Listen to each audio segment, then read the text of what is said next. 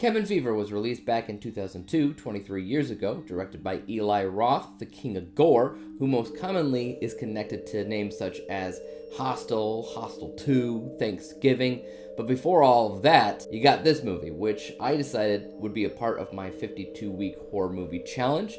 The prompt I was given was to find a horror film with a cabin in the woods as the setting, which obviously, huge horror trope, right? The Cabin in the Woods would have probably been too easy because I wanted to include a movie that I'd never seen before, and so when researching these movies, this movie popped up quite a bit. I had never even heard of it though. I knew nothing about it going in, so I went in blind and I was somewhat impressed. In Cabin Fever, a group of friends decide to take a bit of a holiday and hang out in the cabin in the woods, only to discover that they're kinda stranded while a strange and highly contagious flesh-eating virus makes its rounds, taking each of them out one by one. I found a few things interesting here. First of all, the foundation of the story was pretty much identical to The Cabin in the Woods, and I'm sure a dozen other movies just like it, where you have a group of people heading into the middle of nowhere to have a good time, only to find the opposite. As soon as I saw that, I was like, okay, all right, here we go. We also have Ryder Strong in the movie, who most people are going to pick out as Sean from Boy Meets World,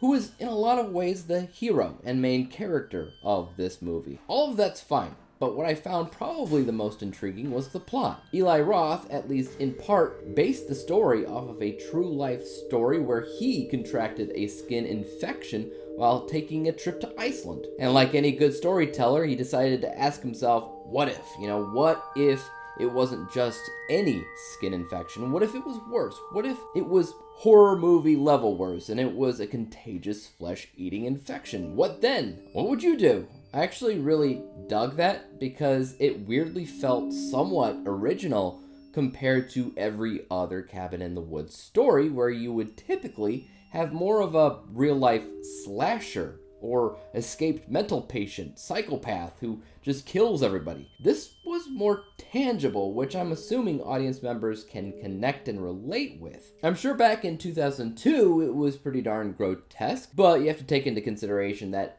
now, 23 years later in 2025, it can be kind of tame when you start comparing it to movies like the Terrifier franchise, or the Human Centipede series, or even Eli Roth's own Hostel trilogy. A contagious disease is more terrifying mentally because it's technically realistic.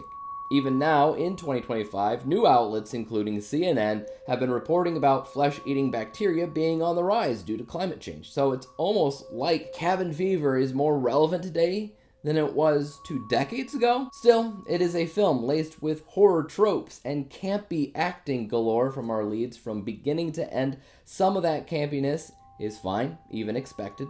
Some of it's like, really? Was that part necessary? Like the gas station owner's son, for instance, who is like rabid or something. He just sits outside the gas station literally all day and he just tries to bite people. That's his role. And it legitimately makes no real sense other than to be, ooh, creepy. I did find it funny that Eli Roth himself played at least 3 different characters throughout the movie, as well as his brother, who also kind of looks like Eli. I couldn't stop pointing out how Eli just kind of kept popping up. It's like watching M. Night Shyamalan show up in one of his many cameos times 3. I mean, what are you doing, man? You have a very recognizable face and set of eyebrows. That's all I'm saying. Overall, I think in the world of Cabin in the Wood type horror films, there's a reason the movie stands out. There's even a reason I could see it having a sequel. I don't know about a full trilogy and even remake, which apparently is what it has gotten. But a continuation of the story? Sure. After all, I think we can all relate to feeling a bit apprehensive about catching something in the middle of the wilderness. Heck, I try to stay away from regular old mosquitoes. Their situation is probably the most relatable I've ever seen for a Cabin in the Woods centered movie, but in terms of Eli Roth, it's not his more recognizable or most memorable film. I'm giving this 64 out of 100 possible stars, or on my letter grade rubric, that's a C letter grade.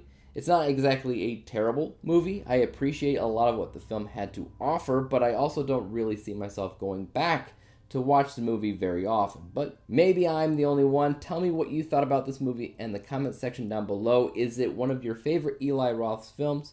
Is it one of your favorite Cabin in the Woods horror movies? Let me know. As for YouTube, you guys know what to do. Hit the like, subscribe button, and bell to be notified when I come out with my next review, whenever and whatever that may be on. And until then, peace!